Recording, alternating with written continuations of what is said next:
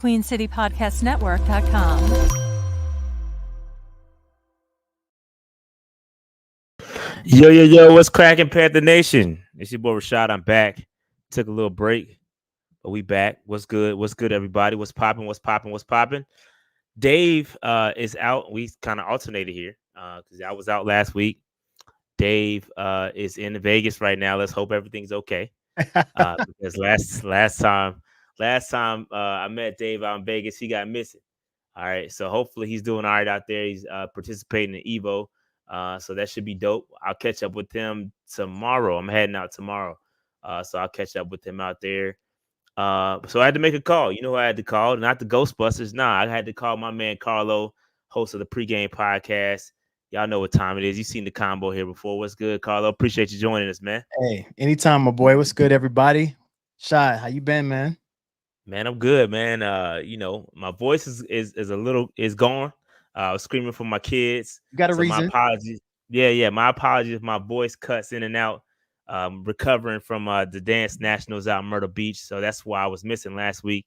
I was out there in Myrtle Beach cheering for my kids and participating. Obviously. I was gonna say. Participated. So it was fun. Good stuff. Had a blast. Nice long week with the dance family. So it was dope. I got back and had to turn up with NCAA 25. I didn't get to touch it until Monday. Man. Bro, yeah. Hey, you know, bro, I texted you about it. I know you did, bro. I didn't even get a chance to touch it until I got back. Until I got back home. And so when I got back home, a matter of fact, I just hit the pause button because I got a nice little barn burner going between FSU and Clemson night game. You know what I mean? Nice. FSU at home, got a couple prospects visiting. You know what I mean? So I'm trying to land a couple of guys. You know what I mean? So it's important. You gotta win that. Right after the stream, I'm gonna continue that game.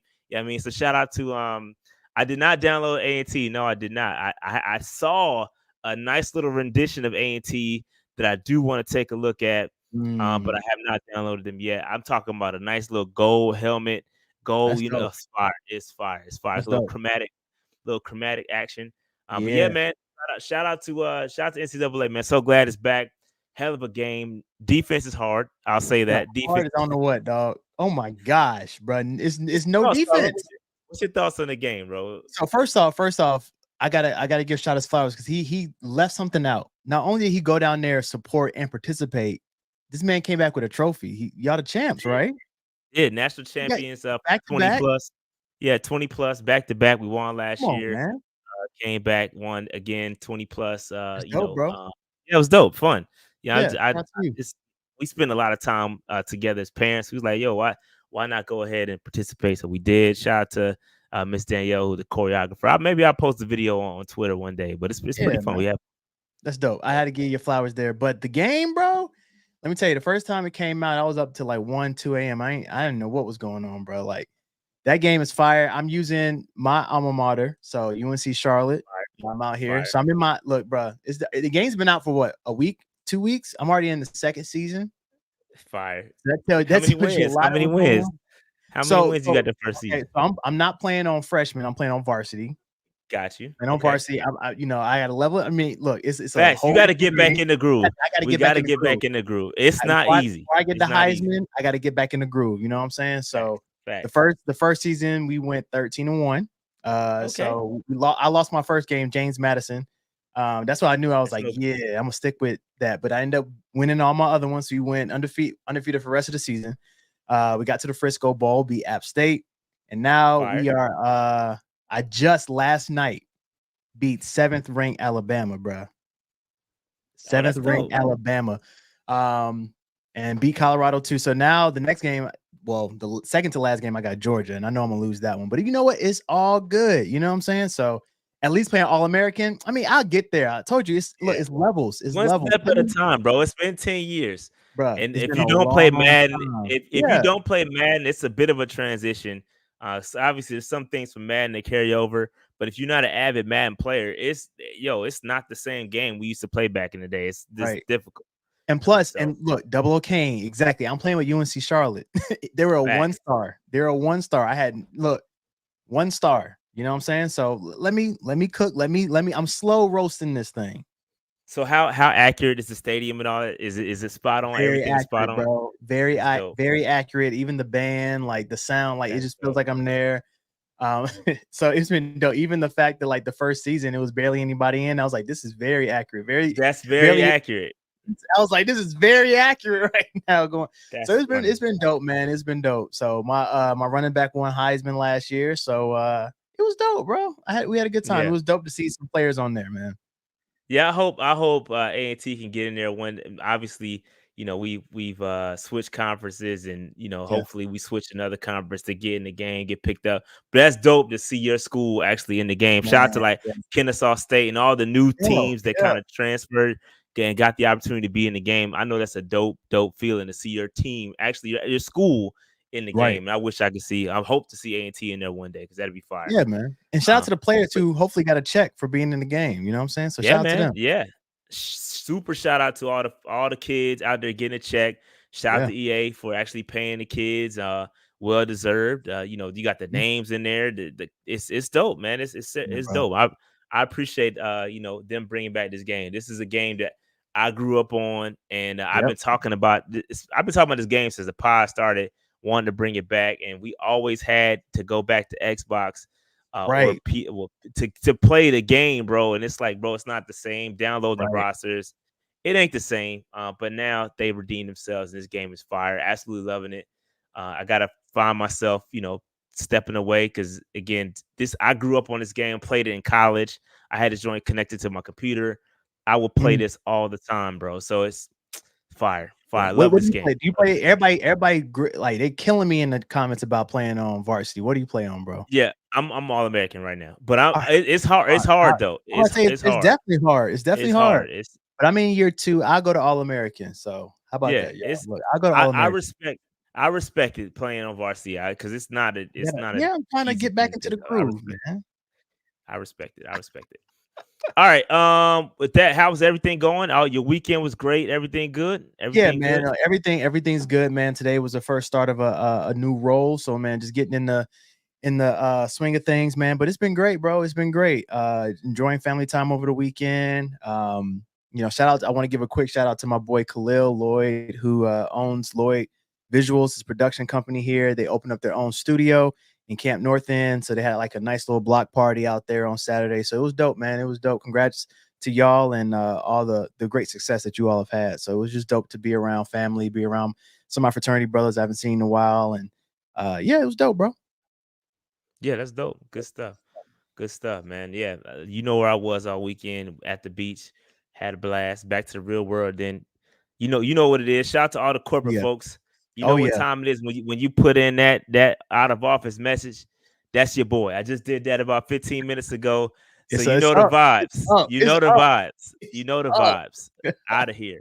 That's why he came on cheesing, y'all. Like, bro. I'm excited, bro. My wife just took my kids to their aunt house, so my kids about to spend some time with their aunt and grandma. So it's up. You know, it's up. So about to hit the streets. Going to training camp tomorrow first. Right, nice. So I am going to training camp tomorrow first, and then in the afternoon, my flight is out of here to Vegas. So we're gonna talk about it. We're gonna talk about training camp. This is what this pod is all about. It's all about training camp, man. It's a lot to talk about. So let's get right into it. Great little segue king right there. Let me go ahead and prop this joint up. You know, stay on the prowl. You know what time it is, man. We always got to stay on the prowl. But let's talk about it. So. This is the training camp schedule. I put this out there. Shout out to all of Carlo. I still got to send you your tickets. Yeah. But shout out to all the folks that hit me up and requested VIP tickets. Any general admission tickets that I have too. I only have one set of general admission tickets. That's the joint practices. Everything else is VIP for the game for the practices I will be attending. As you can see, that's what I got. That's where I'll be. And yeah, it's gonna be a blast. And I cannot wait. Got all my tickets. Nice. Got a little bit of a preview. Got an email from the Panthers talking about what to expect. It's a lot, bro. Like, this is different. I got to be honest with you. As an avid training camp goer, I've been to training camp, man. I've been going for a long. I'm an OG, bro. I'm gonna be honest. I'm a training camp OG, bro. I've been to a lot of training camps. It's different. And I gotta be honest, I'm a little excited about it. I'm a Uh-oh. little excited about it. Okay. Yeah. I mean, so Kool-Aid. Yeah, Kool-Aid in regards to the players. Yeah. So we drink a little Kool-Aid. But I'm excited. I'm excited about the new experience. Right. Because we got some information. We're gonna talk about it. We'll break everything down. The do's and don'ts. You know what I mean? Because it's a lot. It's a lot to this whole thing moving to Charlotte, the new practice fields. We got some views, we got some pictures. We're gonna go over everything in this show. So stay tuned, strap in. It's gonna be a blast. So here's the dates I'm gonna be there starting tomorrow.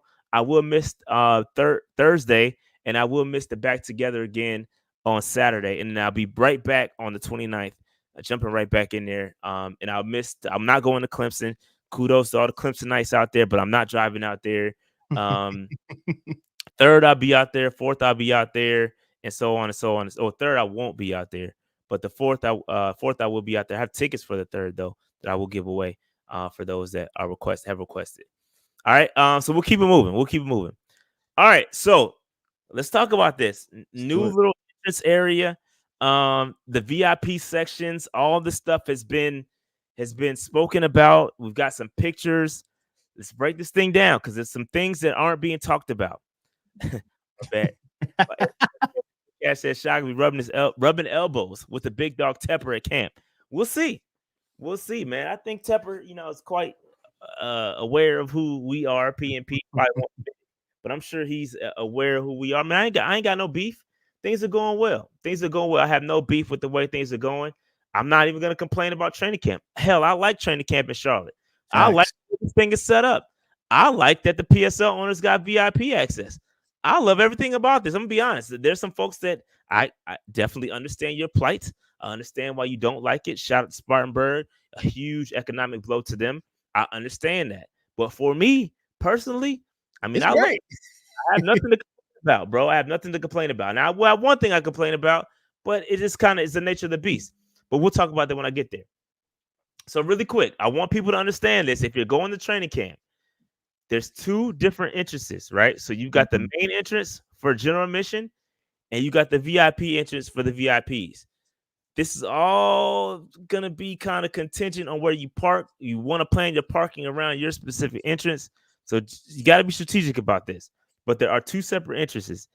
We've seen the general admission seating and the fan zone. So for those training camp OGs, the fan zone is like the parking lot that had the porta potties and the team store and the food trucks at Spartanburg. That's kind of the fan zone, and it's behind the general admission seating. Now, from the word on the street, from what I heard is streets. The streets be talking. What source? Actually, this is source. Is it a source or is it a street? These are sources. Okay, here we go. Put some respect on the sources. Put some respect on the sources. There you go. Sources are saying that the general admission seating will hold about 1,000 people. Right? I've seen the bleachers. It's about a wide set of bleachers. I got a picture. You see it. You've seen it in the thumbnail, and you see it. You'll see it on a couple other pictures that I have. About 1,000 people in general admission seating. Right? It is covered. Kudos to the Panthers. Hold on, applause. It's covered. Applause. Yeah. Put some respect on that. Put some respect on Put some respect on the cover seating because that's very important. It's hot than a mug. Yes. Okay. It's hot than a mug. And shout out to Tepper for putting the cover over the bleachers so it won't be as terrible. Okay. So seating is going to be covered. Okay. So about 1,000 people will be sitting in the general admission section. All right. VIP section. There's about 750. Another section of seating that will hold about 750 people. The cool thing about VIP is that the seats go higher. Mm-hmm. So you get a little bit more of a bird's eye view, which is dope. I love that. Yeah. I love that because I'm going to be honest with you. The views from the general admission seating, you won't be able to see much. I mean, you see what you kind of get what you can get. You don't throw a fit, right? It's one of those things. Challenged. Exactly. So it's just one of those things where it kind of is what it is. With the way, one of the things that I put out there was the fact that the view, when we initially saw this, the views are the sideline views, or excuse me, the end zone views, right? So again, I think this is strategic, right? You won't be able to get good video, if you're taking video, if that's your thing, not my thing. If the Panthers, if y'all watching this, I'm not doing no videos, bro. Relax on me, not too much on me. Okay, I'm chilling. I'm not doing much at all. I'm chilling. Okay, not too much on Shy this year. You don't got to assign a security guard to me. I'm cool. I'm not doing none of that. Yeah, I might grab a couple flicks, but I ain't doing nothing too crazy. Okay, so not too much on Shy this year. I'm chilling. I'm gonna be in my VIP section, relaxing, enjoying practice, doing some live commentary on Twitter, on X. So if you want to follow us on X, I'll be doing some live tweeting from there. But I ain't recording nothing, bro. I don't want no beef. I don't want no problems. Okay, I'm cool. Okay. But yeah. So again, shout out to the VIPs. Got a little bit of a higher view. General admission, not so much. And again, we have the end zone views. That's all we got. It kind of is what it is there. Now, I do want to bring up one thing because the rules of engagement have changed. All right. I got an email today from the Panthers, a know before you go email. Okay. Know before you go. And here's the thing. There's some prohibited items. They're treating this like an actual game, right? This is like a live game. Right? That's how they're treating this. So this is not Spartanburg where you can just pull up and you can with a cooler and all that. You can't do that here. So I'm gonna tell you what you can and cannot bring. This is live, straight from the horse's mouth, straight from CarolinaPanthers.com. This is the source. You can't get no better source than the Carolina Panthers. Okay, so they're telling you this is what you cannot bring. Do not bring this to training camp on any of the days. Do not bring alcoholic beverages. All non-transparent bags, including backpacks, binoculars, camera cases, cinch bags, computer bags, diaper bags, purses larger than 4.5 by 6.5 inches. So, bro, y'all know how I used to pull up with the duffel bag of jerseys?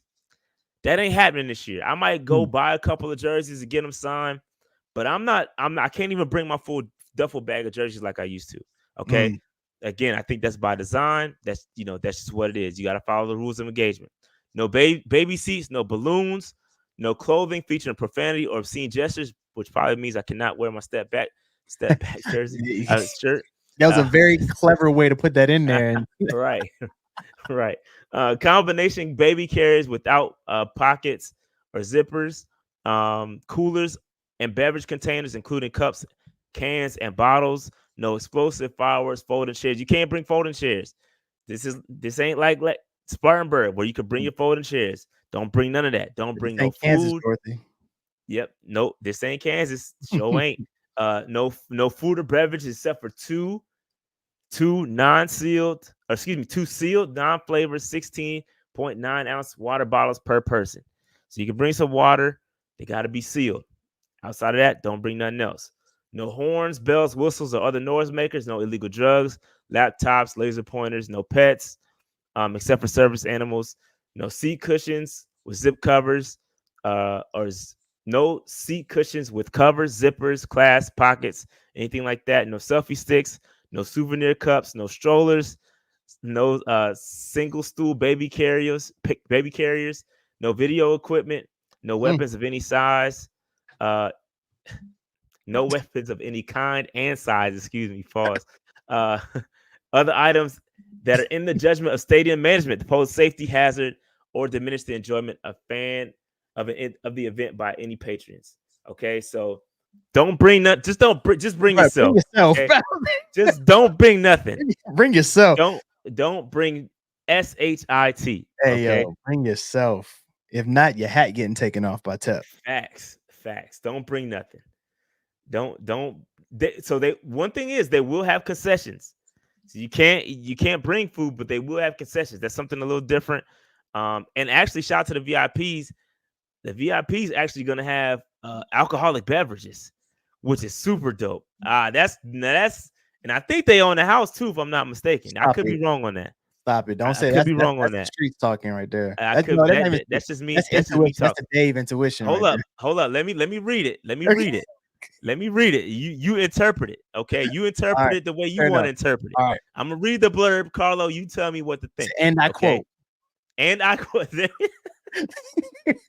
Got to make sure you clear. And I quote: VIP guests will have access to all-inclusive grab and go food throughout practice.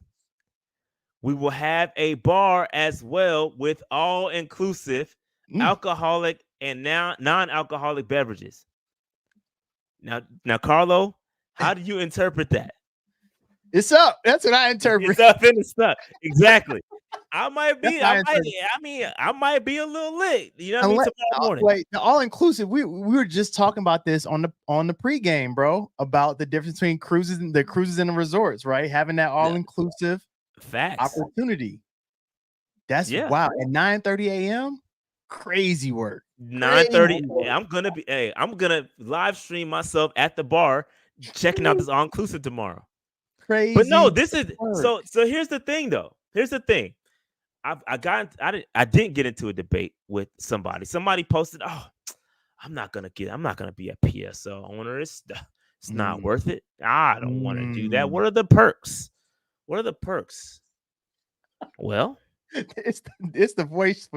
I mean, I'm just saying, like this is new. I'm gonna be honest. This is new, right?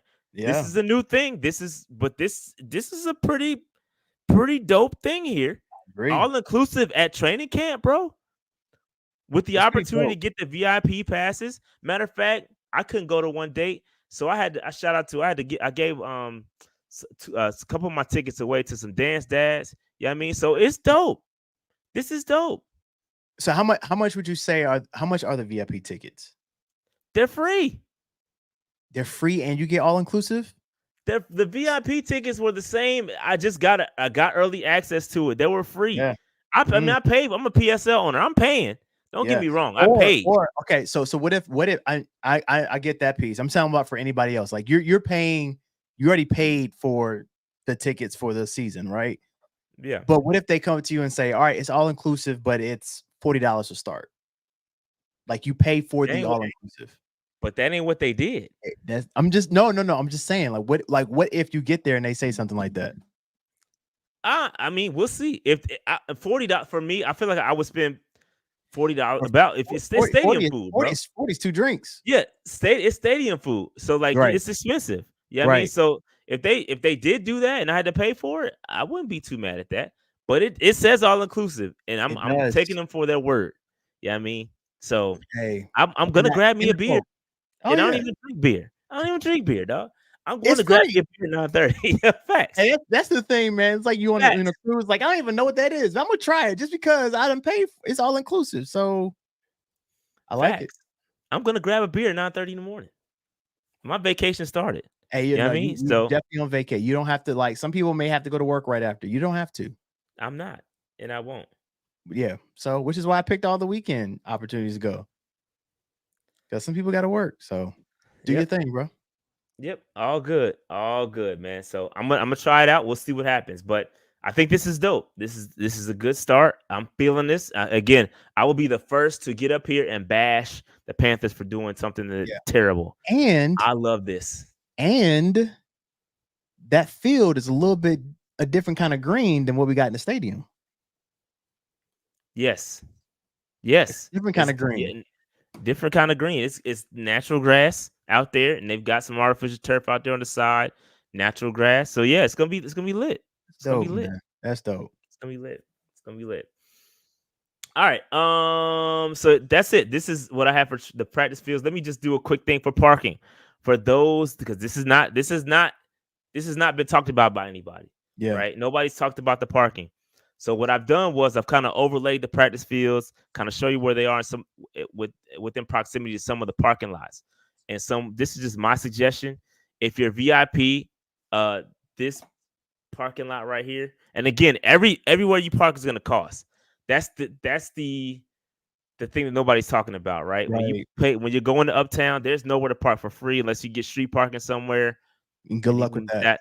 Yeah, good luck with that, and it's risky depending on the time and place. You could get a ticket. So the thing that nobody's talking about, the biggest change to training camp, is that you're going to have to pay for parking no matter where you are. This is Uptown. There's nowhere to park. It's going to be during the day. Like, this is during the business hours. So there's nothing in there after hours for free parking. You're going to have to pay, right? Now, I don't know how much parking is going to be. I would say anywhere between $10, $20 maybe, depending on where you are. But this is the parking lot I suggest for VIP. If you have VIP, this is where I would park. Another spot you can park at is the Mint Street parking deck, which is right across from the stadium. You can park there, or this lot 126G. You can park here. This kind of a parking lot kind of on the side. You can grab a couple parks. This is limited, but between the Greyhound bus station parking lot and right across the street from that, nice little walking distance to the entry, the gate where you get in. So that's where I would suggest parking. With about 2,000 people there, I don't know. I can't say I would get there crazy early. I don't know. I don't know how to gauge this, to be honest with you. Right. I'm probably gonna get there around 8:30. 8:30 is when gates open. I'll probably get there around 8. Okay. And see what happens. Because I don't know what to expect. I have no idea what to expect. I'm curious to see, once you go tomorrow, shot of like your whether you think that people should Uber or not. Yeah, I guess it would depend where you live. I mean, Uber for me is gonna be a pretty penny. Yeah, that is true. That is true. Yeah, so I'm not gonna Uber out there. It's for me. I would, but if you're uptown, you live close, nice proximity to uptown, you may want to consider Ubering. I think I'm gonna do that. I think I'm like 15. I'm like 15 away. So so you not too bad. So yeah, you may want to consider Ubering, but at the same time, I don't think it's gonna be stupid packed to where you're gonna have to I don't think training camp is gonna cause an exorbitant amount of traffic. Like I think it's only 2,000 people. Like it's gonna be that's true. The same amount of traffic that it would a regular business day. Like I don't think it's gonna be too crazy. Personally, good point. This is my personal opinion. Yeah, my personal opinion though. Very good point. But yeah, so this is parking. This is where I suggest parking. If you're out of town, you don't really know where you want to park, just kind of look at Google Maps and kind of find those parking areas, and you should be fine. Again, how much they're going to be, I can't really tell you because I don't know. That these rates change depending on the event. They'll change the parking at this lot will be $10 for one event, but then when there's a Panthers game, it'll go up to about $40, $50. So I have no idea what to expect. They don't know what to expect. They don't have no idea. They're gonna do it in the morning. Exactly. And I don't think the Panthers, they don't control this either. They don't control any of the. They have no idea they have zero control over what these vendors are going to charge for parking. So it is what it is. It is what it is there. Facts. All right. So that's parking. All right. So this is a view of the general admission seating area. Okay. So it kind of low to the field. If you kind of want to see what's going on, I suggest getting at the top level. But if you don't really care about that, you want to get as close as possible to the field, just grab one of the front row seats and see what you can see. But that's the general admission area. And this is behind the general admission area. This is where all of the team store and all the other activities are going to be. They're going to have like the Play 60 and all the other stuff that they typically have out at Wofford is going to be behind the bleacher area. So again, different, very different. And listen, if you want a really dope tour of what it looks like, what the whole facility looks like, go to my man Chris from Charlotte Vibe. Check out Charlotte Vibe channel. He has a nice 20-30 minute video where he is doing a walking tour of the whole thing, right? So check that out if you really want to see what that VIP area is looking like. You want to see what the general admission area looking like. He got all that. So check out my man Chris from Charlotte Vibe. Go subscribe to Charlotte Vibe too. Yeah. Good people over there. Good stuff. Shout out to my man Chris. But yeah, man, this is what this is behind that area. So make sure y'all check that out. My man said we're gonna be packed in there like some sardines. That's the thing, right? That area is kind of tight. Like there's not too much area for seating, right? I think they kind of just they wanted to wait until they got that big field house going. Then they had that other seating area that they were gonna have. It's not done yet, right? Let's keep it a buck. There's some teams out here that have similar things than what the Panthers just created, and they've been doing it for a while now. You know what I mean? Very true. So we'll see how it goes. But I've seen a lot of different clips via social media where a lot of teams have almost, if not the same thing that the Panthers just created. So I think it'd be fine. Very true. Very true.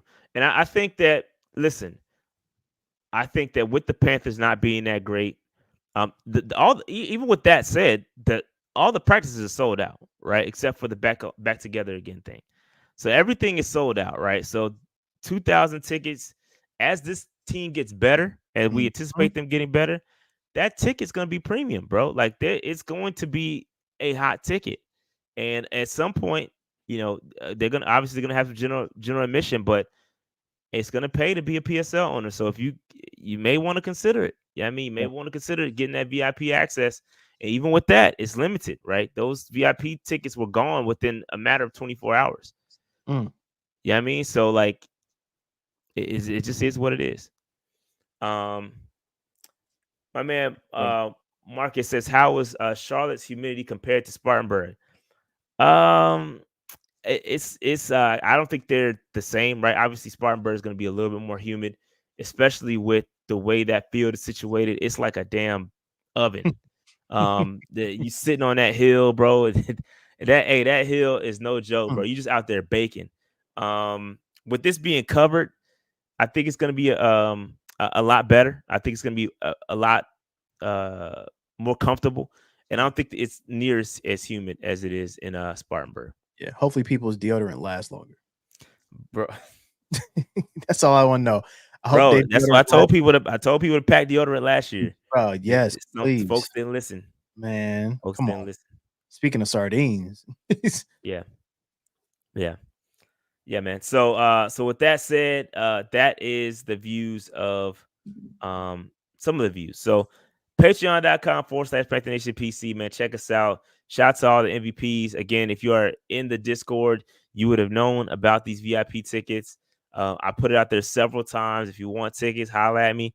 I still got a few available. So if you're in the Discord, hit me up. I'll send them out. I'll send them out, man. They ain't doing them. I'm burning a hole in my pocket. So come claim them. Pull up. MVP, and that's for everybody. Franchise, free agents, anybody that wants to pull up to grab a ticket to go to training camp, just let me know. And I have VIPs for damn near everything. So I'm definitely gonna be grabbing a can of beer at every single game. And I don't even drink beer. Bro. So it's like that. Okay. Especially if it's all inclusive, I'm taking advantage. So if it's free, it's me. If it's free, it's me. Facts. And shout out to the free agents as well. You know what I mean? So we appreciate all of your contributions to the channel. Couldn't do it without you. You guys are fantastic. I love you.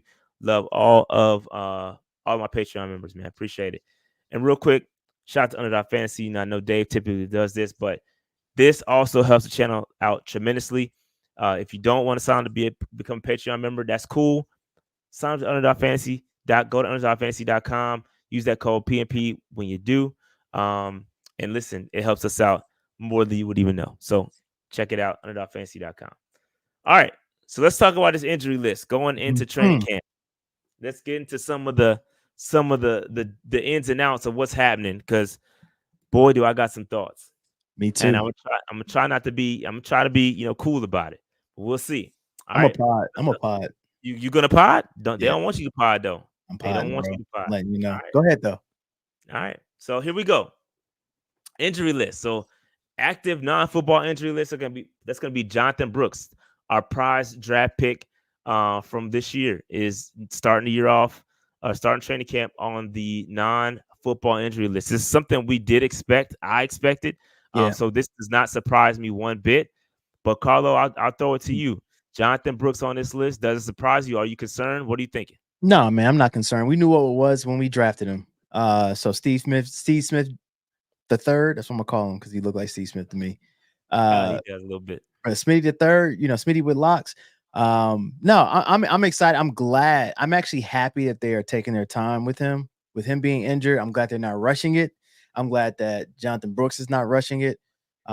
We knew what it was. And so hopefully he is ready at some point in time in training camp to do a little bit more cuts and things of that nature. So slow bake this thing, man. We got a very deep running back group, and let them get it. Let them get the work. So shout out to Brooks, man. Keep working, man. I heard that based on I know we'll probably get into this a little later on in terms of some of the press conferences that happened today, but you know, Dan said that earlier about like him being in, he's seen him in the gym every day. Well, whenever they are in the facility, he's in there working, he's working hard, and he's getting better, and so they're just taking their time. Yep. So yeah, taking the time with him again. Let me ask you this though, because a lot of people were saying, this was never me, because I always anticipated this. I always anticipated him starting the year off kind of slow. Yeah. But a lot of people were saying RB1 off the rip. They don't know so ball. How do you feel about him slowly coming along, and where do you see him? Like, when do you start to see that transition from Chuba, Miles Sanders to Jonathon Brooks? So I don't want to put a timeline on it, right? Because I think it really is going to depend on how healthy he is. You know what I'm saying? Like, I don't want them to rush it. So I'm not going to say, oh, by week such and such, Jonathon Brooks should be RB1. You know what I'm saying? Like, I feel as though that if RB1 happens at any point in the season, it'll happen towards the end of the season or next year. I feel like we have I'm not saying, don't hear what I'm not saying. So I'm not saying that they are smash and dash, but I think they could potentially be that duo of two running backs coming in, and they're gonna use everybody. You know what I mean? Everybody's gonna get some burn in terms of Miles Sanders, Chuba Hubbard, and Jonathon Brooks. Potentially Raheem Blackshear. But you know, Canales is big on running the ball, so I think that they can't use the same running back and give them 30 carries a game. So I think that they're going to be using him a lot, but I'm not going to put a timeline on him and say he's going to be RB1 at a particular time. You know what I'm saying? I think that they're going to roll with the hot hand, and it's going to depend on who's balling that game and who's consistent. You know what I'm saying? We've seen what Chuba has done these past 2 years in terms of consistency, which is why he's going in as that leading RB1. We'll see what happens with Jonathon Brooks. Yeah, I second that. That's the energy I've been on. Even this is why I was a little upset with the pick. All right. So now you're starting to speak as to why I was like, all right, I don't know how I feel about this guy. I get it. He's a value pick. He kind of fell to you, so you take him. I completely understand that. But this is a pick that won't pay off immediately. I don't think we'll fully see the true Jonathon Brooks until next season, right? And then that's when you potentially walk away from Chuba. But I still think they're going to give him obviously going to give him some PT. We're going to see what we got in him this year, as long as he's healthy and he's good to go. He's going to get some reps. But I think this is Chuba's backfield this year. I think Chuba's RB1. He came off a great season last year. He's gonna hit 1,000 yards this year, and Jonathon Brooks is going to be like that, like kind of like Bijan Robinson was this year, right? He got a little bit of burn, not a whole lot. You was like, man, why this dude not getting the rock like he should? It's gonna be very similar to that, right? Like, damn, this kid is nice, but he got to wait his turn. Yeah, this is how I think about it too, though, bro. Like, I'm big on, like, I say this in life. I say this to my wife a lot when we're talking about like making big decisions, whether like big financial decisions, right? I say investments, not purchases, right? Like, you want to make an investment on something that's going to be worthwhile long term than making a purchase that you're going to use once or use twice and be done with it, right? And so I think that's what they did with Jonathon Brooks. It's an investment. So we're going to slow bake this. We're going to make sure that we can utilize this particular thing or this person long term. And so that's why I feel like they're slowly doing that. But I think this is definitely Chuba's job to lose or win. You know what I mean? Like, I think he's going to be that one. And to answer Akash's question, I think that Jonathon Brooks would be the smash over the dash, right? Chuba's a little faster. I'm not saying that Jonathon Brooks is that type that's always going to lower his shoulder. He can, but I think he's going to be more so of the dash. He's the uphill, he's very elusive. He gives me type of Jamal Charles-esque or kind of Kamara in a way in terms of how he runs. He can bounce off tackles and things of that nature. So we'll see, man. We'll see what happens, but I completely agree with you, Shot. Yeah, I'm hopeful that, again, I like that. Don't get me wrong. Please don't get me wrong when I said it. I was upset with the pick, but I see what they're going to do here. And I firmly believe that with Canales and his commitment to the run game, that this pick We won't see instant gratification. This is one where I've been on record with this entire draft class saying that this is pack your patience. This class you won't see immediate impact, right? It's gonna take some time. We're probably not gonna see it this year, but next year, we're gonna be good to go. But I will say that he is probably going to be one of the running backs that has the most catches out of the backfield this year. Yeah, I agree. I would agree with that. I think Miles, if Miles makes a team. Oh yeah, okay. If Miles is better, yes. If Miles is better, especially using him early. But man, Jonathon can do it all, man. I can't wait to see him on the field. That's why, I want them to take their time with him getting ready or getting back. Yep, I agree. So we'll see it eventually. Hopefully they bring him along the right way, and it appears that they're doing just that by keeping him on the list for now until he's ready to go. And hopefully at some point he does get activated during training camp so we can see him. And if he does, maybe he does get some burns sooner rather than later. But I hope that it's just, again, all the health check marks are checked before we throw him out there, because we don't want to rush him. There's that's one of the most deepest, the more deep positions we have is running back right now. There's no need to throw him out there for the sake of throwing a rookie out there. We don't have to. You know what I mean? So I'm cool. And I see Wade saying, let's save some of his mileage. He barely has any mileage in the first place. He is one of the running backs that barely got his attempt rate compared to other running backs is super low. So he's got a lot of tread on his tires. A lot. Agreed. Which is also why I understand the pick as well. Talented, doesn't have a lot of tread, so it makes sense. So again, pardon my instant hate of the pick. It was an emotional reaction. You know what I'm saying? I was excited. That's on tape. I was excited about this pick. I remember him from Texas. I watched him and I was excited about the pick. At the same time, I knew okay, we pick him. To me personally, he was the best running back in the draft. But I knew that, I think he's only 20. He might have turned 21. I think he just had a birthday. But yeah, he's going to be solid, bro. He's going to be solid. All right, let's move on to the other gentleman on the physically unable to perform list. So outside linebacker DJ Wonnum on that list. We ain't seen DJ Wonnum since he inked that contract. A little nervous about this one. I gotta be honest with you. Yeah. Again, he has that. He was touted for having 8 sacks last year, which matched Brian Burns' production. We tend to throw that around, but what isn't matching Brian Burns' production is that health, that availability. Okay, that's the Brian Burns was always available, and DJ Wonnum right now we haven't seen it yet. So I'm hopeful again. I know Dan Morgan talked about his availability, and there's some other things going on with him.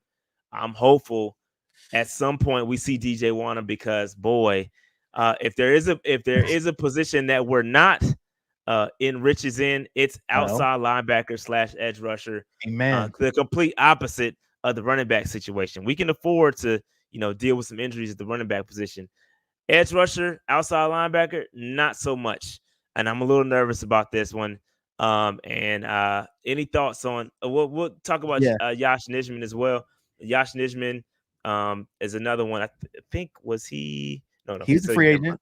Yeah. So he's another one that we signed. Yeah, and he's again some depth there for the tackles we need. That's very, very much needed. Yes. Right. So yes.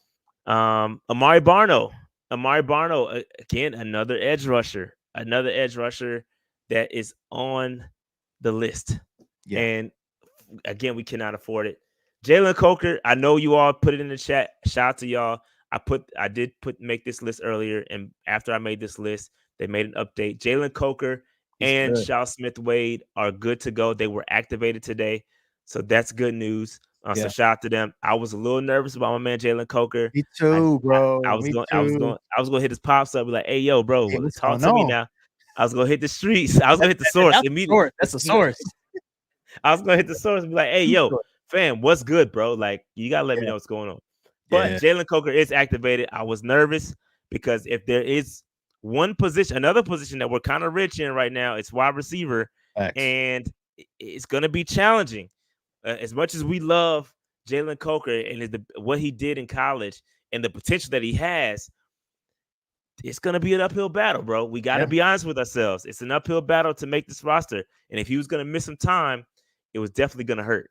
With that said, Carlo, what are your thoughts? I know I'll kind of ramble through them. What are your thoughts on any of these guys? Yeah, man. So, I've been on record saying I've sipped, the Kool-Aid in terms of how excited I am about the Panthers and everything.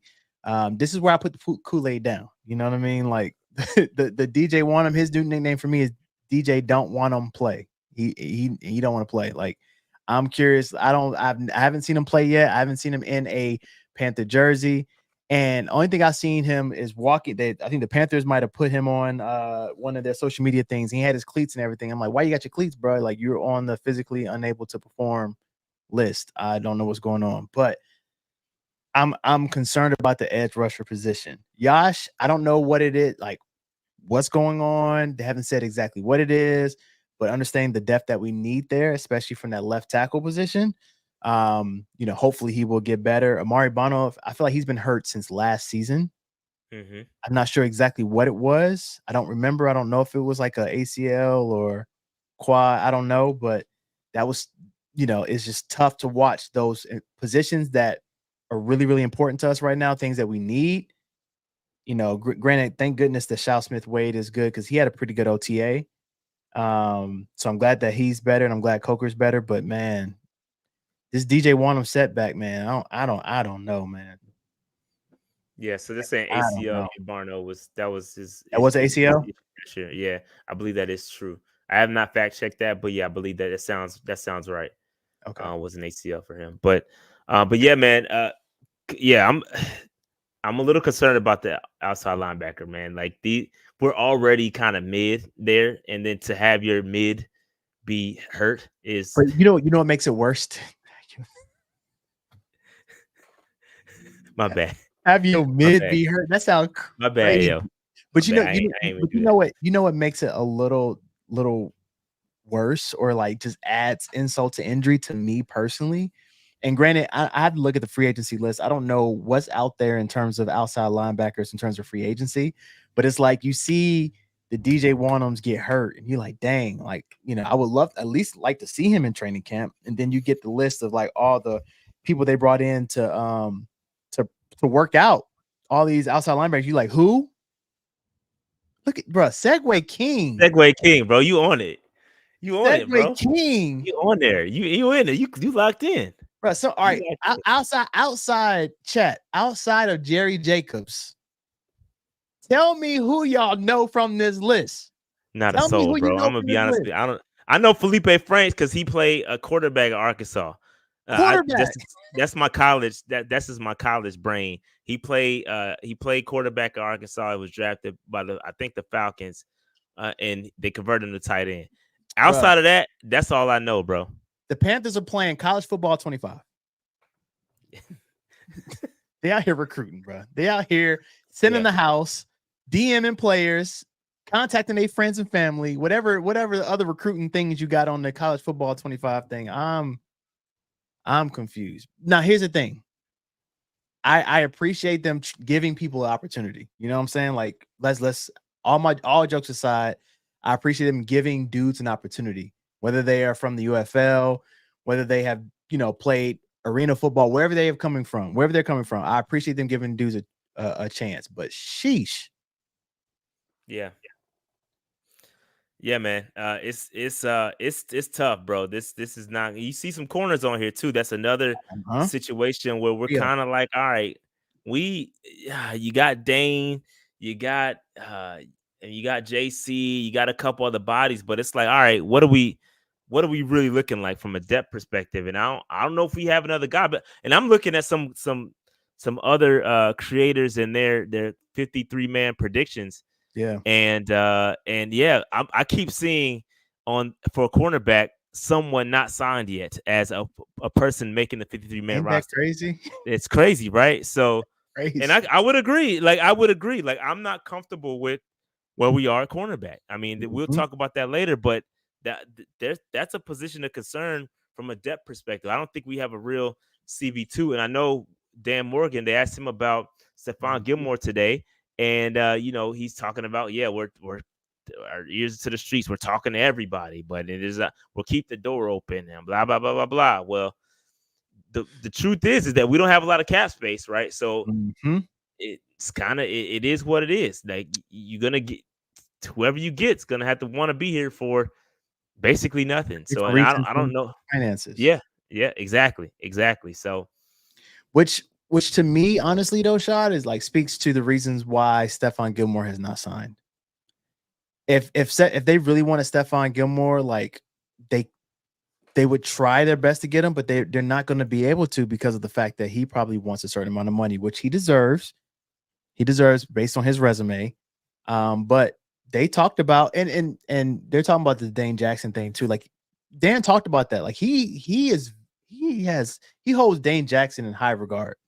Yeah, he does. He talked about him a lot about like how much he admires him. I have to see it to believe him. I'm from the show me state when it comes to that. In terms of this system, you know what I'm saying? But I don't know. Like I know a lot of people on Twitter are talking about Stephon Gilmore. Unfortunately, I don't see it happening, big dog. Yeah, I think I'm cooling down. I'm cooling down a little bit on Stephon Gilmore coming here. Happen, but yeah, same. But I wouldn't say. I personally, I think if I had to like give a percentage on money, I don't think money is the biggest. I think it's a part of it. Honestly, there's going to be some sort of money thing for every player, right? Everybody's want to get the most they can get, of course, right? But I also think there's still a lot of good free agents out there not named Stephon Gilmore, and I think a lot of those guys don't want to sign because they don't want to go through training camp, right? So these guys have earned the right to skip training camp, right? These guys are veterans. They're savvy. They've been in the league for 10, 20 years. And like they don't need training camp per se. So a lot of these guys, I'll wait. Hey, look, y'all hit me up when the season starts. I've been in shape. Here's my tape. Here's what I've been doing. Talk to my trainers. Just hit me up when it's go time. I think that's what is the case for a lot of these guys. It's a good point. That's a good point. I mean, look, I'm cool with that because I know it's a lot of people like Xavier Howard still out there who is solid. Like there's some good players out there, but don't be Justin Houston. Yeah, Justin Houston came mid-camp. He got signed during training camp. I remember when he made his appearance at training camp. He walked down that aisle going to I'm about to hit my Ric Flair real quick. I was about to hit my Ric Flair real quick. Hold up. I was about to hit my Ric Flair, but he came down that long path going to the training camp field last year at Spartanburg. I remember that. Yeah. And so I don't know. It's one of those things. He didn't do anything, but but he earned the right. But I would say he earned the right based on his resume. Absolutely. He absolutely earned that right. And I think that's what's going on with Lights guys. They don't want to go through training camp. They don't want to sit in that heat and go through all that. They'll get signed some point. And I think Stephon Gilmore will play somewhere this year. Just don't know where. Hopefully it's here. Hopefully, man. Hopefully. But I mean, good luck to these guys. Hopefully everything went well. We'll see who get picked up. I can see Jerry Jacobs getting a training camp visit, but we'll see. Yeah, we'll see what happens with Jerry Jacobs. I'm not sure with the physically unable to perform list. I'm not sure how that impacts who's on the roster, who's off the roster. So I don't know. Some of these guys will probably get signed. They'll make camp appearances, but probably long shots to make the roster for sure. Yeah. All right. We'll keep it moving. You had something to say? Yeah, I was going to tell everybody who was tripping on Xavier Legette and his hamstring to chill out because of the fact that two other players that were drafted are on the physically unable to perform list, i.e. someone from the 49ers. And I can't remember the other person, but they hamstring issue too. Yeah. And they're on the pup list. And our boy Xavier Legette is good. And I know everybody was wilding, so I was like, "Yo, chill on X. He good." I ain't gonna say I was in that, but I was a little nervous. I'm gonna be honest. Hamstrings, wide receivers don't go well together. Ask David Geddes. I never forget him. I bring this up all the time on the pod when I was at training camp and saw this man literally on the bike next to me. You know what I mean? So I think that this it's just one of those things. The hammies and the receivers, especially fast ones, Leggett is a big, fast kid. They linger, and hopefully he's kind of fully healed from that, and we won't have to worry about hamstrings moving forward. You know what I mean? So Pearsall's on the pup. Shout out to Matt Knows Nothing. Matt, you know something? You told us Pearsall was on the pup, man. Yeah, so you know something. Yeah, you Come on, change your name, bro. You know something. Matt knows something. Change your name, bro. Come on, bro. But all right, let's talk about these additions, bro. Of these additions, I gotta be honest with you. My Kool-Aid game, Come on. I don't think Come on. I don't think we got the same Kool-Aid, bro. Bro, I don't think it's a cup big enough to hold the amount of Kool-Aid I'm sipping for Deontay Johnson, bro. Like there's not a cup big enough, bro. I'm so excited to see this kid go to work. I do believe he's the next good to great wide receiver we're gonna have. We talk about DJ Moore was the last good to great wide receiver we've had. I think he's going to be the next. And I hope that connection between him and Bryce is cooking. Yeah, this kid can get open. He's a route running expert. Okay, he's a technician. Whatever is higher than PhD. Expert. Yes. PhD. Okay, in route running, and I cannot wait to see him go to work and make it easy on Bryce. So for me, I'm most excited tomorrow. My binoculars, okay, are gonna be all on Deontay Johnson. I want to see every rep from this man. I want to see everything. Okay, I gotta see it. Okay, I'm that excited about this kid. Obviously, I know the offensive line is important. I know Robert Hunt. I know these kids. I know those guys are great. They're gonna be good when the pads come on. Yeah, when the pads come on, right. But off rip, I want to see Deontay Johnson go to work. So I'm excited to see it.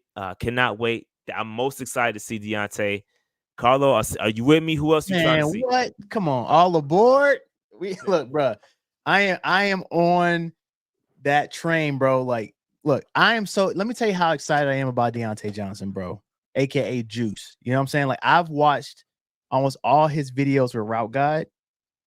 Route Guide is his trainer that he trains with in the offseason in Florida. They've been boys for a very, very long time, like childhood boys. And Route Guide, who low-key, he could be in the NFL. He's that good. He's like that.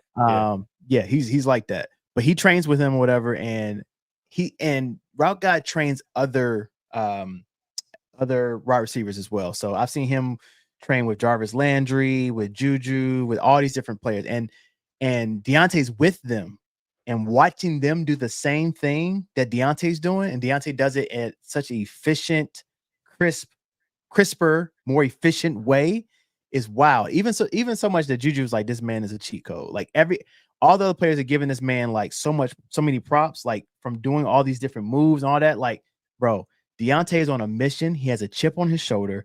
This man feels like Steelers forgot about him, didn't want him anymore. He feels as though he's one of the best underrated wide receivers, and he knows that this is contract year. This man's about to ball. This man's about to go crazy.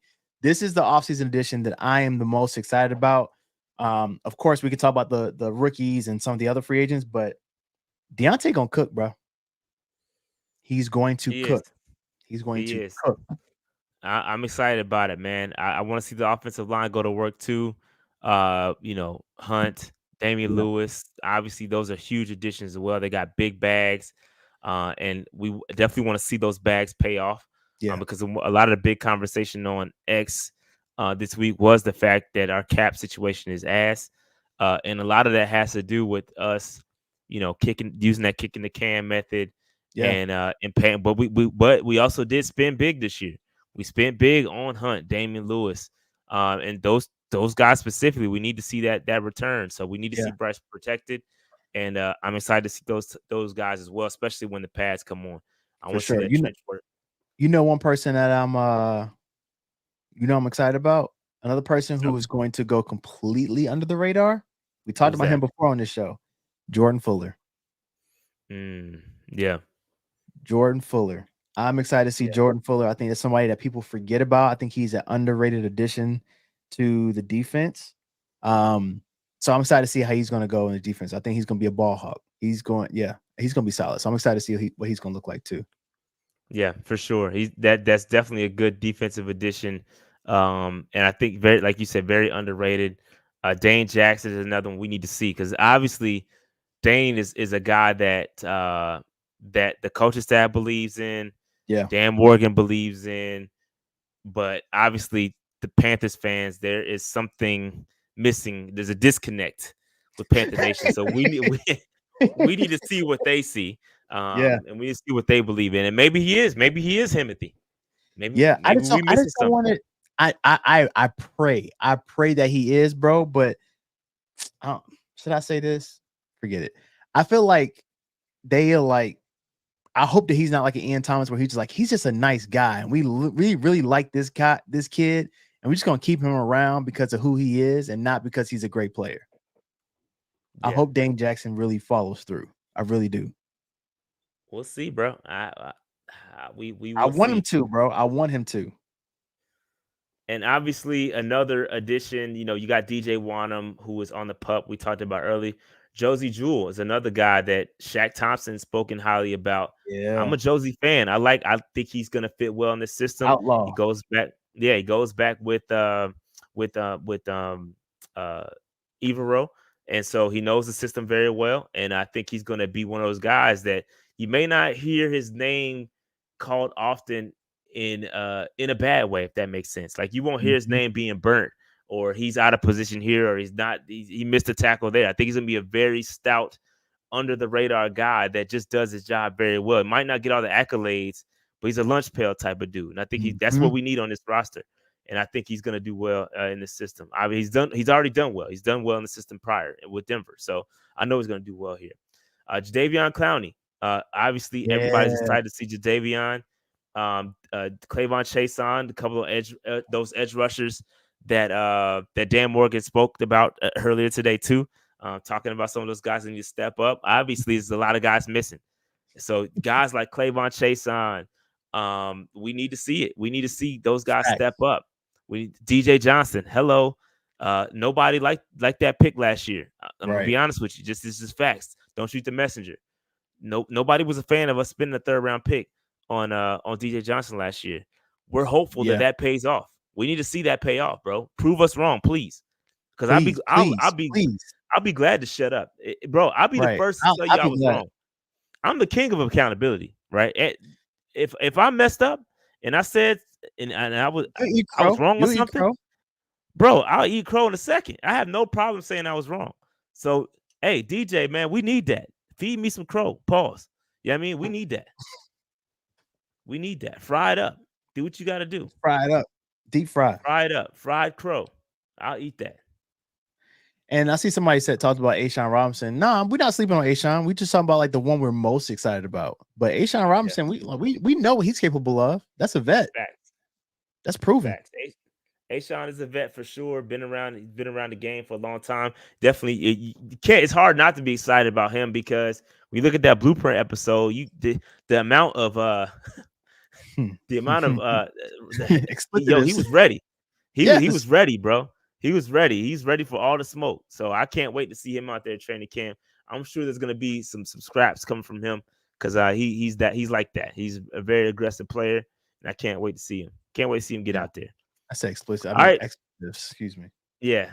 So that's the offseason additions, man. But none more excited to see than my man Deontay Johnson. Cannot wait to see it. Cannot wait. All right. So position battles. There's a couple position battles that we got to talk about. So tight end being one of them. Tight end, you got there's a lot of guys out here. Tremble, Jatavion Sanders, Stephon Sullivan, Ian Thomas, Jordan Matthews. There's a lot of guys fighting for a few roles. And so we're all excited about Jatavion Sanders, obviously. None more excited than me, right? I'm really excited for Jatavion, but it feels as if that tight end group has elevated as a group. And we know, just like the running back position, right? We know that Canales loves to use his tight ends and gets his tight ends involved. So this is a group I believe is going to get elevated by the usage, but somebody's got to take that step forward. So of this group, who do you think is going to take that step forward? Tremble. I look, as much as I want Jatavion Sanders to be that guy, and he will be that guy. Okay, he will be that guy from a long term. We talked about this earlier: investments, not purchases. This is Jatavion is an investment for the future. Tommy Tremble is in a contract year. Him and Chuba are both in a contract year. I feel as though Tommy Tremble is going to be that guy early, and this is my reason why. We understand that Jatavion Sanders is a great cat. Like he has great hands, great route running, all that. But what he knows, he's come out, he's personally said this. What he knows he needs to get better at is blocking. Tommy Tremble has that already. He came in as a great blocker, and he's gotten better in terms of his hands. He practices every day on the jug machines with Chuba Hubbard. I feel like he's going to take that step knowing that somebody's behind him who is really, really good. Plus, he's trying to get paid. So I feel like it's going to be Tommy, but I feel like they're going to, they may, who knows? They might have some 2 tight end sets. And we'll be excited to see Tommy and Jatavion out there. But what about Ian Thomas? Like I said, Tommy Tremble and Jatavion Sanders will take those next steps. All right. Sullivan is good too. Yeah. Sully's good. You know what I'm saying? Jordan Matthews might even give it some burn. You know what I'm saying? Who knows? But what about Ian Thomas though? Felipe, who turned from a quarterback to a tight end. I'm excited to see what he's gonna do. Hey man, that boy Ian Thomas, man. Hey, listen, shout out to Deontay. My man said Ian Thomas has survived 5 coaches. This is true, bro. This is true, man. He's still here. I'm not sure what's going on. I mean, listen, man. I'm gonna be honest. When we had our show with Steve Smith, I gave Ian Thomas some smoke, and it didn't make the stream. Like, it was cut from the stream. Obviously, I don't think there was. I think everybody wants to believe in Ian Thomas, right? Yeah. There's the intangibles are there, bro. When you go back and look at some of the film he has, bro, he has the potential. It's consistency. He's got all the potential in the world. He's a great blocker, which is the real reason why he stays on the roster. Yes. He's a fantastic blocker. But when he's out there, it comes a little bit one-sided. We know you're not going to throw him the ball like that. Can he improve in the pass game? That's the biggest question around Ian Thomas. He's athletic as hell. He can run. He's decent speed, great blocker, strong. But is that enough, right? Is that going to be enough to consistently get on the field in Canales' system? Because Canales is going to want to get his tight ends involved. And I feel like Tommy Tremble is the best combo as far as hands and blocking that we have on the roster right now. And I believe Jatavion Sanders is the best receiver from a tight end perspective we have on the roster, with I think Sullivan being a close second. Just to be honest with you, Sully can't. He's not gonna be a great blocker. Oh. And that's just what it is. So we have these guys. We have these guys on the roster, but who's gonna break out? Jatavion, like you said, to the moon. Like, we think he's gonna be our investment, right? We can wait on Jatavion this year, right? We don't need to throw him out there, especially if he's going to be a liability in the blocking area. We don't need him out there. And like, all jokes aside, I know I was making jokes with the Jordan Matthews and Felipe and all that stuff. Like, Ian Thomas, he's going to get a roster spot. We know this. But I think that the tight end position has been something that has been underutilized for a while with us. And we're used to from the Greg Olsen days of 2015 and before that, like Wesley Walls, going back, Shockey. Like, we're used to using our tight ends, you know what I'm saying? And they always say that a tight end is what? A rookie quarterback's best friend, or a young quarterback's best friend. And he hasn't had a chance to really utilize that like he should.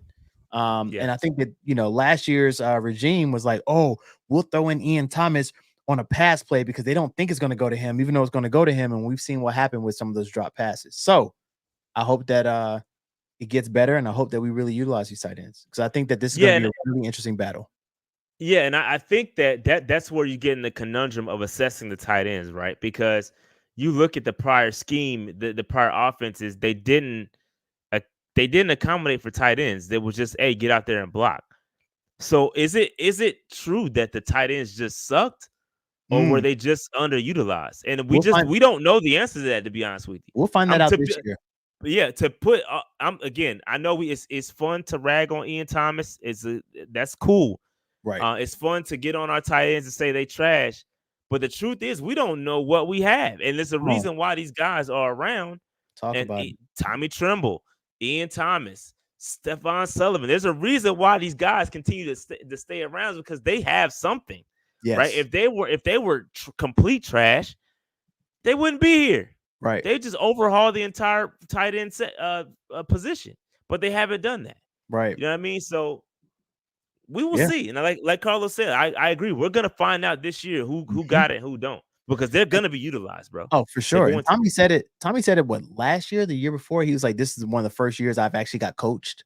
Yeah, as a tight end. So like that kind of explains exactly what you were saying before. Of like, what they just telling you, just go out there and block and figure it out. Like, we're gonna find out this year, like what we got in that room. For sure, 1000% agree. So other position battles, running backs. I mean, that running back room is tough. Wide receiver room is going to be tough. There's a lot of talent in that wide receiver room, bro. Somebody going to get left out. Somebody's feelings is going to get hurt. It's going to be a surprise cut. I 1000% agree. There's been, I've seen the Twitter buzz out here talking about we need to trade Adam Thielen and let Adam Thielen go. And I'm like, look, listen, I don't want to do that, because I think I believe that Bryce Young needs Adam Thielen. Adam Thielen was a 1,000-yard wide receiver last year for a reason. He was basically Bryce's only trusted wide receiver. Let's keep it a buck. He's the only one that was consistent, because where he needs to be. So I don't want to get rid of Adam Thielen, but if it's for the sake of developing young talent, I'm kind of okay with it. If you're gonna tell me that I'm gonna get rid of Adam Thielen and I'm gonna give Mingo, Coker, Smith-Marsette more opportunities, and they're gonna actually develop, then cool, I'm with it. Would you be cool with an Adam Thielen cut or a trade? I mean, I would like to trade him, but realistically, I don't. I mean, of course, you want to get some assets back, but I don't know that's going to happen. I don't see that happening in terms of. I don't see a Thielen cut. Of course, like you're the cap space guy of like looking at and see what we have, but depending on what that looks like for to cut him, that may be bad for us in terms of dead cap. But I feel like he's bigger than just the wide receiver. I think he's a veteran voice in the locker room that I don't think that they will cut. Right. I agree. I'm just telling you what the buzz was. I saw that too. I saw that. It was out there. This man was out there. Had 1,000 yards last year. Like, what are we talking about? Yeah. What are we talking about right now? Yeah. And I like you said, it's bigger than just than being a body. Like, he's a locker room presence. He's been successful. He knows what it takes, and he's gonna be that piece to help develop those guys. It's just the fact that, of course, he's gonna consume a roster spot, and it's gonna be active development. I see his role this year being like Jericho Cotchery. Third down. You know how Jericho Clutchery was like that third down person. I can see Thielen kind of being that. I could be wrong. I hope I'm wrong, because I hope he's more than that. But I can see him being like that third down blanket. Yeah. I agree. And I'm excited. This wide receiver battle is going to be tough. Deontay, Leggett, Thielen, Terrace Marshall, Mingo, Smith-Marsette, Coker, Strawn, David Moore, Pinckney, Cam Sims. I think Cam Sims was on the pup, actually. We didn't talk about him going to the pup, but Daywood Davis. It's a lot. It's a lot out there, bro. It's a lot of guys and a lot of solid talent. I'm excited to see. Me too. Yeah, I'm excited to see Smith-Marsette. Smith-Marsette, David Moore is another veteran presence that knows the system. So for me, I don't know that David Moore and Adam Thielen both are going to make the roster. I think that's kind of counterintuitive, but I do think David Moore could make the practice squad. I know he spent some time in the practice squad with Tampa as well. So I don't know. It's going to be really interesting. Obviously, I'm rooting for my man Jalen Coker. Mm-hmm. By all bias intended, y'all know I make my biases known. So I'm a fan of Jalen Coker. I want to see him make the roster, even if it's in the capacity of a practice squad. I feel like if we do cut him, I think he'll get picked up somewhere else Quickly. Yeah. So I don't know that. We'll see what happens, but he's got his work cut out for him, and I'm definitely going to be on the lookout for him. And watching him and Deontay, both of those guys, they're solid route runners, and that's something we have been missing on this roster for a long, long, long time. Agreed. So And I talked about this on the pod on the pregame on Thursday, Shad, but the UFL had their draft last Wednesday, and Coker got picked up 4th round, his draft rights. So if he even if he did get cut, like he has the opportunity to go to the UFL, and I think that just speaks to how good of a player he is. The fact they're like, yo, you trying to make a team, but we still gonna draft you just in case. So we'll see what happens, but I think all this position battle right here speaks to like, don't get too comfortable. I don't care who you are. What if you were started last year? Future said it best. Don't get too comfortable. You better not get too like you got to work for it each day in training camp. Yeah, and I think that, and you're right about that. I think when another battle that's not really talked about much is going to be the backup offensive lineman. Yes. Because boy, there's gonna be some guys on that roster that are gonna be cut, and it's gonna be some guys that we all know and heard about. And I feel like some of these draft picks, bro, that we had under that rule era gonna be up out of here, bro. When you look at potentially Terrace Marshall, we know he's, we'll talk about him in a second, but there's some guys that are in danger, and I'll talk about those guys a little bit later, but definitely some guys in danger watch. It's gonna be tough. Most approved. Who? Obviously, I got Bryce up here. I think Bryce has a lot to prove. Yeah. That's just innate. That's just with the way his rookie season was last year. He's high on. He's like top of the list with the most to prove. He's got to prove to the fan base. He's got to prove to the coaching staff. Got to prove to everybody that he still has it, and prove it to himself that he can do it in this league and he can be successful. Obviously, he's got a lot of help now. Right, it's not just him out there throwing. He can't throw and catch to himself. Right, so he's out there. He's got some help. But outside of Bryce Young, who else do you think has the most to prove on the roster? This is tough, bro. Because honestly, I want to say everybody. I want to say everybody has something to prove, including the front office, and like everybody in the Panthers organization has something to prove. But if I got to pick one person outside of Bryce, it's between two: Miles Sanders and Ikem. Yeah, Ikem for sure. Especially since he came out and said, like, I was riding the coattails of my rookie year. It's like, all right, bro, all eyes on you, bro. Like, you know what you did wrong. You've come out vocally and said it. You got something to prove.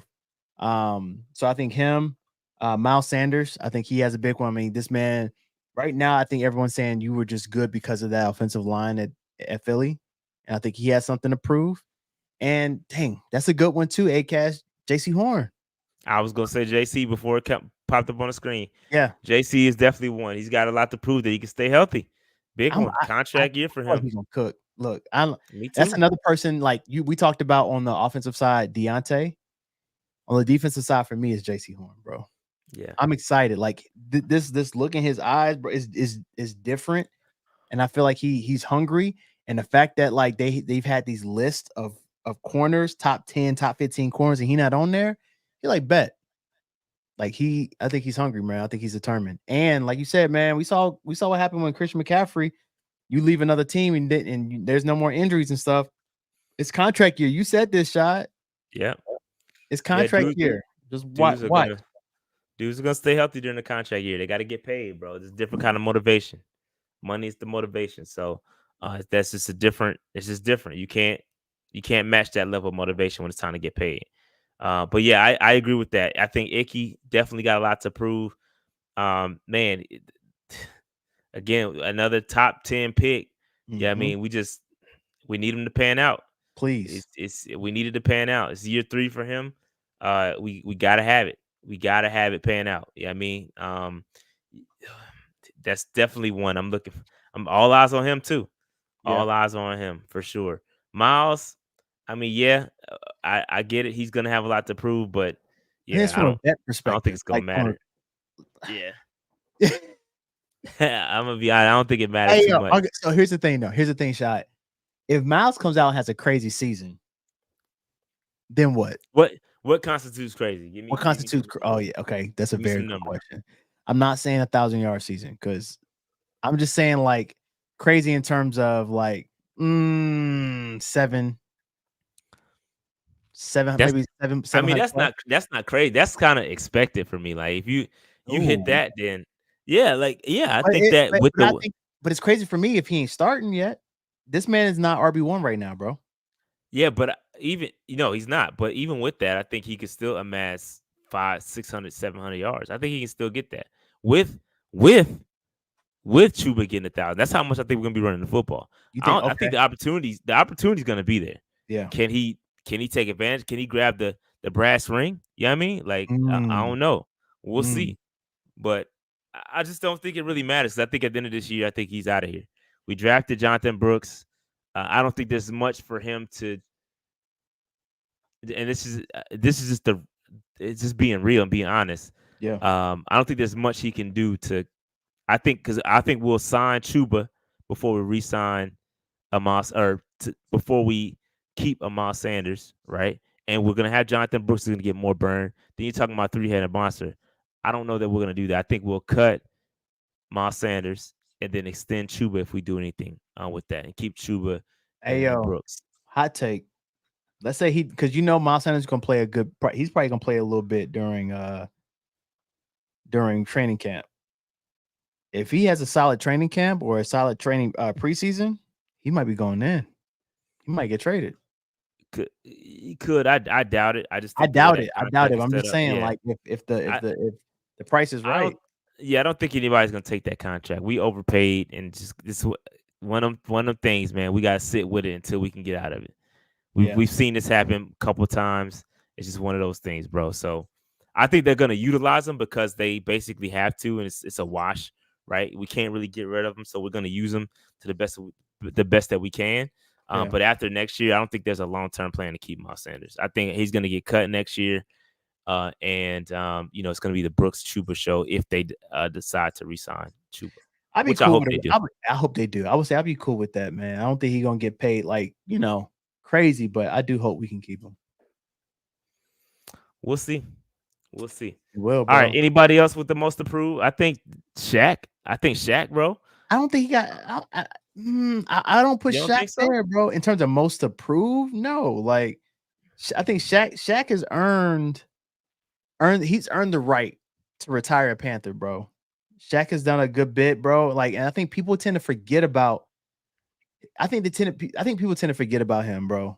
Like, he is a solid linebacker. I don't think he has the most approved, bro. I just think that I want him to go in and be the leader that he is, and be one of the OGs of being a Panther. I don't think he has anything to prove, bro. I just want him to stay consistent and do that. If I had to pick anybody else, I'm trying to think of somebody else who has most to prove. TMJ, if anything. Yeah, he's got a lot to prove. Training camp, TMJ. I think the time is running out though. Wait, that's there we go. Segue, bro. Stop playing with me, bro. And I ain't see these slides, bro. Stop playing with me. Clap it up for the Segway King, bro. You on it. You on it. So, with that said, I think you're right. I think he has a lot to improve, but I also think he's in some serious danger, bro. Yes. Let's be honest. Yes. I think he got to go out there and have an amazing camp, bro. He got to have. If you've been a Panthers fan for a long time, this name won't shock you. But he got to have a Brenton Burson style training camp, bro. And y'all know, if you know, you know. If you know, Brenton Burson was training camp monster, bro. We thought we had the next Adam Thielen, the Wes Welker, bro. We was like, bro, we thought we had us one. We thought we every year, and he got us every year, bro. Every year, we thought we had the next GOAT, and then he would come out there and not do anything. But I'm talking about training camp wise.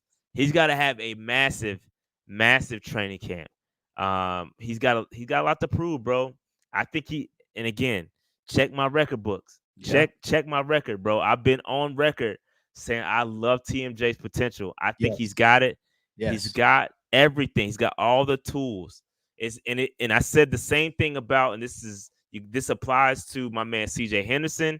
It's the same thing. They got all the tools in the world, but something is preventing them from putting it together.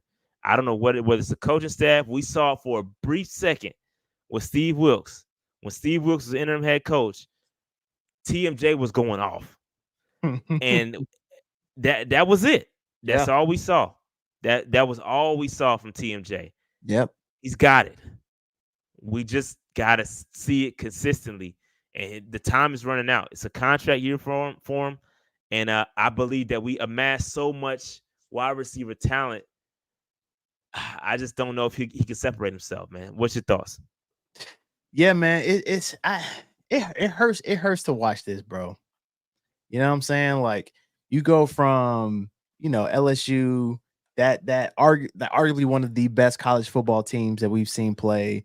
You got, Justin Jefferson going off. You know what I'm saying? You got Jamar Chase going off. All these different players. You got TMJ, who was wide receiver 3 there on this team, and he gets drafted. And it really hit home for me, Shad. Did you watch the Receiver Netflix show? I have not had time to watch it. So really, really good show if you get a chance. But one of the episodes they had Amon-Ra St. Brown on there. Of course, we all know that he can name all the receivers. Everybody in front of him. Yeah. And they're naming all these players. Boom, boom, boom. Like, oh. Then he was like, TMJ, LSU. And I said, stop it. It just hit again, like, yo. That's a gut punch, bro. A gut punch, bro. Like, you telling me that we could have got Amon-Ra St. Brown or some of these other players before Amon-Ra St. Brown was drafted, and we drafted TMJ. Like, hearing that and like seeing it on Netflix just really, really, really hits home. Yeah. So yeah, bro. I hope that he does well. I'm nervous. I don't think it's going to happen, bro. When you think about we talked about this earlier in the competition, like the depth of the wide receiver room and what we need, what we have, what we're looking for. I don't know. I'm curious to see if he's going to fit the Canales system. You know what I'm saying? Like, we're looking for a big receiver, a big speedy receiver. And I just don't know if he fits, bro. I don't. And he's been trying to get out for a while. And it hit home when you're like, I want to get traded. All right, go find you a trade partner. And nobody. Oh, you back? Okay, come on back, big dog. Like, that's when you know where you at. And here's the thing, like, he's one of those players where I'm like, if he goes anywhere else, I feel like if he was in any other system, he would have cooked, bro. He would have been a really, really good receiver, bro. I just feel like the rule era really jacked him up. And I hate that for him. I hate that for the kid. I really do. I feel like he had a lot of potential, bro. A lot. But yeah, man, I agree. We'll see, man. I'm hoping the best. That's another person, like, when I go to training camp, all eyes on Juice, on Deontay Johnson. But I'm gonna have a little side out of TMJ and see what he's doing over there, because I want to see. Because low key, let's be real, his training camp last year wasn't terrible. No, his training camp last year was not terrible, and then he just went ghost. So we'll see. Yeah, that's typically what happens with them. A lot of ghosts. But anyway, I got a couple other names that need to be on Danger Watch. Come on. Hey, listen, bro. Hey, man. Chandler Zavala, Cade Mays, both of y'all, bro. And we just drafted both of these guys back-to-back years. Facts. These guys got to be on Danger Watch, bro. So here's the thing. I'm gonna be real. You know what I'm saying? I'm gonna be real. We said the same thing for Bryce. We said the same thing for Mingo, bro. You know what I'm saying? Rookie year, you got to give him grace. You got to give him grace, bro. You got to give him grace. No, I hear you, bro. But here's the thing. We talked about this before. In terms of, we don't know what's going on in the room in terms of the scheme, who you supposed to pick up, what the call was. We're not in that room. And so, and he was hurt, and he got hurt, and he jacked up his neck. You know what I'm saying? So he was out for a while too. I would give him this year. I don't think he's in danger.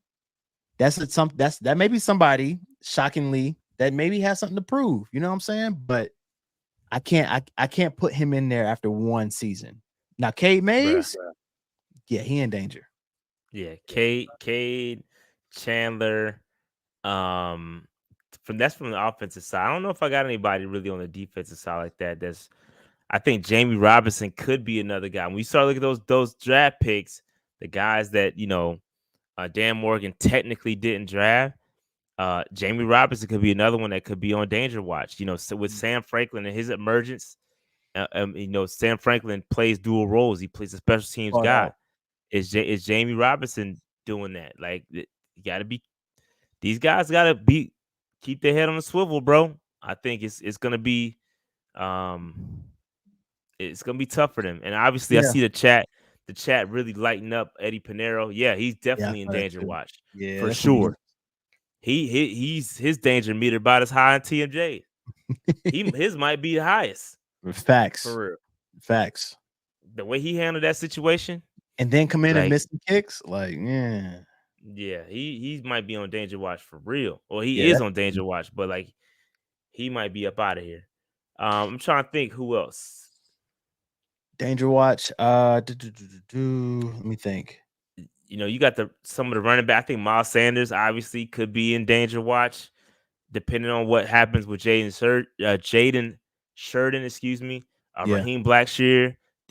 Everybody can't make the roster, bro. No, bro. I told you it's gonna be some emotional cuts. Austin Corbett, I don't think that he's on the danger watch, but I do think he has a lot to prove. That's somebody for sure. Forgot. I think somebody we forgot. For sure. We definitely should have talked about him on most approved. He's got, because of that transition going to center. Can he do it? Is he gonna be able to hold up injury wise? I hope so, man. I hope so. That's why I didn't bring up Brady Christensen as a guy that's in danger. I think Brady played center in college. He's gonna be a solid backup in case. I know he has his own injury issues, but I think between those two, we'll be able to make it throughout the season healthy. So, but yeah, for sure. Austin Corbett has a lot to prove. Can he stay healthy, and can he be a reliable center for Bryce Young? Yeah. So, yeah, but I think it's not necessarily grace. I want to see like what's going to happen with Savala. You know what I'm saying? Like I wouldn't put him in the danger. I'll put him in the most approved before the in danger piece. I just want to see what's going to happen. Now, granted, we didn't really hear a lot from him in OTAs, so we'll see what happens. But yeah, we'll see with the new coaching regime, with a new coach that has a different scheme. Like if he doesn't fit it, then he's cut. It is what it is. Yeah, we'll see. They're gonna bring in the guys that they want. For sure. So speaking of Eddie Pinheiro and some of the other guys that are gonna be in danger, probably because you've got a UDFA breathing down their back, and obviously you've got the thicker kicker who has come in and take the kicker position by storm. And so shout out to the thicker kicker. Mevis, we'll see. We'll see him live in action. We'll see that kicker battle.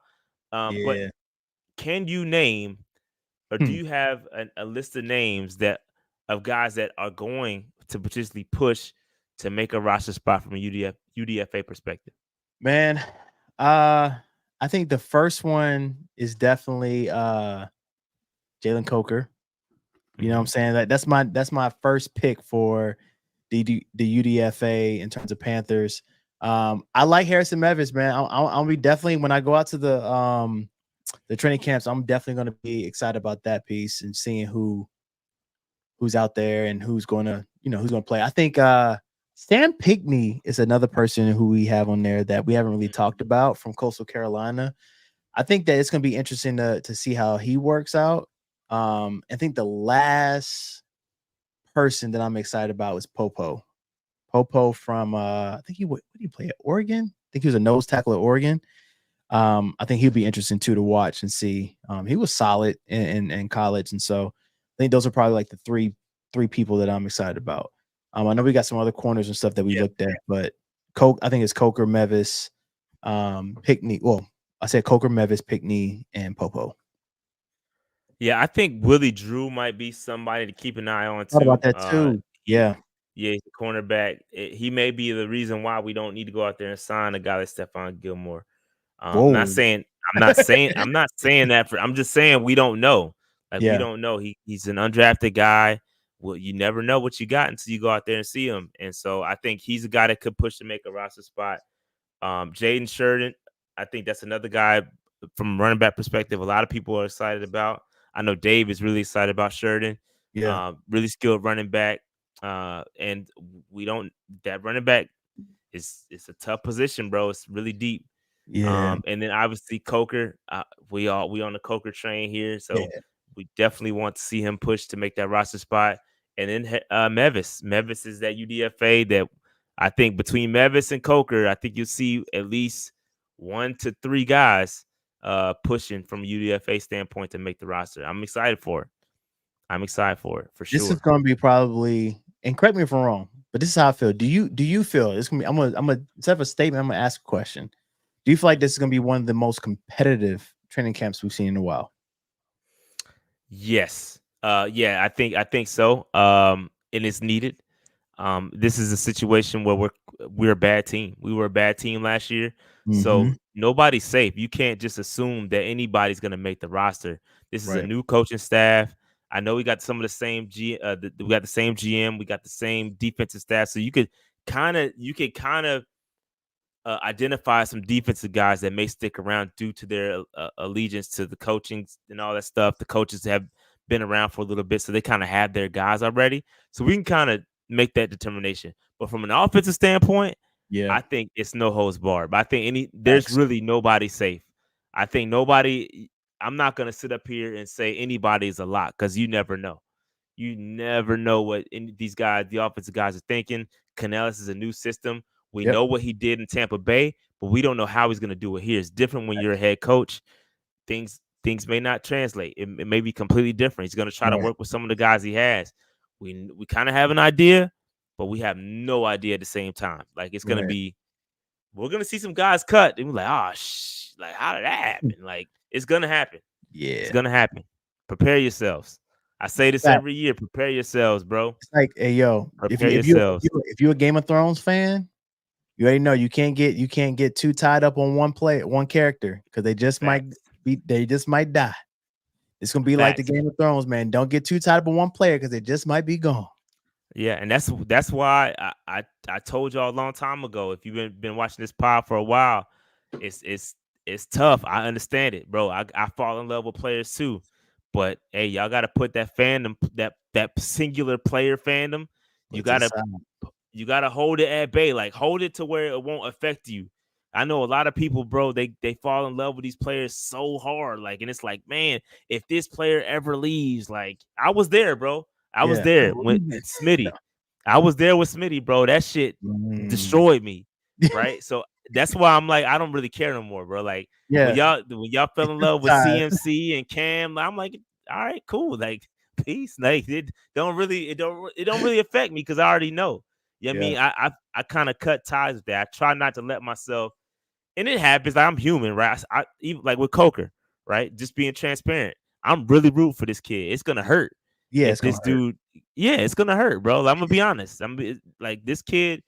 Anybody that gives me opportunity, and especially to interview them and being open, you get connected to these guys. So I'm gonna be honest. If he gets cut, it'll hurt a little bit. But I try my best not to get locked in with these players. I try to keep it from a business standpoint, and it kind of is what it is, man. Facts. So like Robert Flores says, it's a business for sure. They always gonna do what's best for business, bro. Always. Always. All right. So I think that's all I had. Yep, that was it. That's old slides there. So that's all I got, man. I'm excited for this week. I know we ran a little long, so I apologize for that.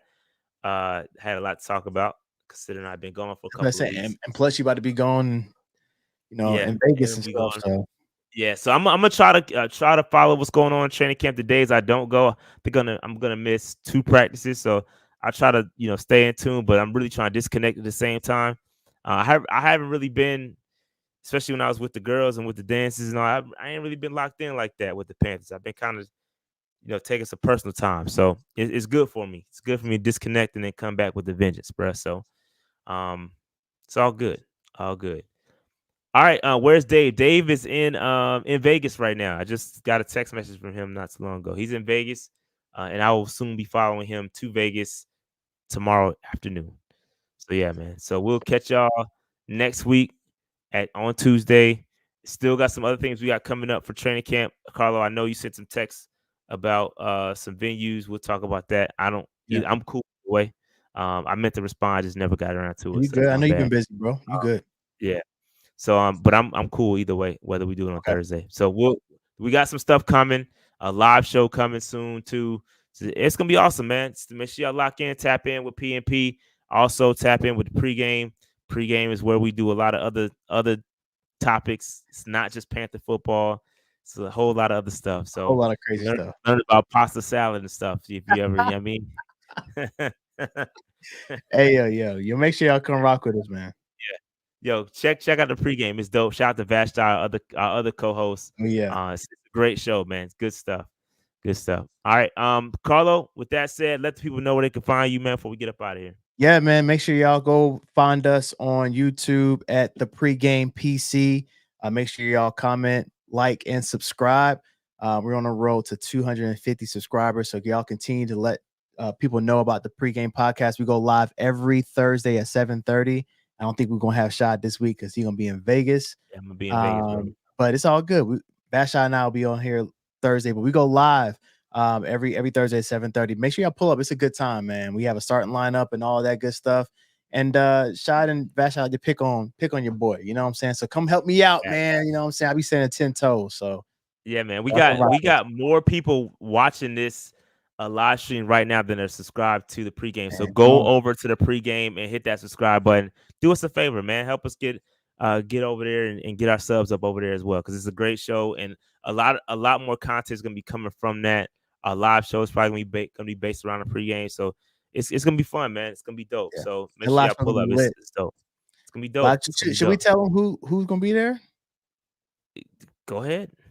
So if y'all pull up to the live show, we'll let y'all know exactly when. It's gonna be your boy Low, Shad. We got Vash, our co-host, and Sheena Quick. Everybody who follows Sheena Quick, y'all know Sheena Quick. She's gonna be there as well. So it's gonna be us four potential special guests as well. So y'all make sure y'all pull up. Somebody's asked me to put the link in the chat. I got you in just a minute. But yeah, make sure y'all pull up. It's gonna be a good time. So we're working on the date and the venue. We're trying to get somewhere close to the stadium. So yeah, y'all make sure y'all pull up, and it's a lot of audience interaction, a lot of audience engagement. So make sure y'all come help me hold my own against Shad and Vashti, because they be trying. They definitely trying. They try. Like I said, try. And Vashti is super dope. And again, it's not just about Panthers football. Oh, yeah. It's about just other topics. Pop culture, sports. It's dope. We talk about everything, man. Look, last time me and Shad went through a whole film study on the Jonathon Majors and Megan Good. And bro, that was hilarious. If y'all saw boy Michael Ealy pick up Megan Good, we did film. We literally studied the film and went play by play, bro. Just make sure y'all follow us, man. It's hilarious. But I dropped it's lit. It's lit. Yo, make sure y'all hit the pregame. It's definitely fun. It's completely different vibe from PNP. Trust me, if it was duplicate of PNP, I wouldn't have done it. It's completely different. Different topics, music, everything. It's dope. It's fun. I enjoy it. It's another way if you want to get to know who Shad really is too, and get to know us as people and what we like and everything. It's really dope. So let me know. It is dope. It's dope. It's pull up for sure. All right. So with that said, I'm shutting this thing down. Make sure you hit that like button and subscribe. We've been at 22,000 and some change for a long time. Yeah. So do me a favor, hit the subscribe button. Help us out. Keep growing. It's fun. Got a lot of stuff coming too. So stay tuned. With that said, like, subscribe. I'm out. We'll holler at y'all next week. Peace. Enjoy Vegas, my boy. I will do.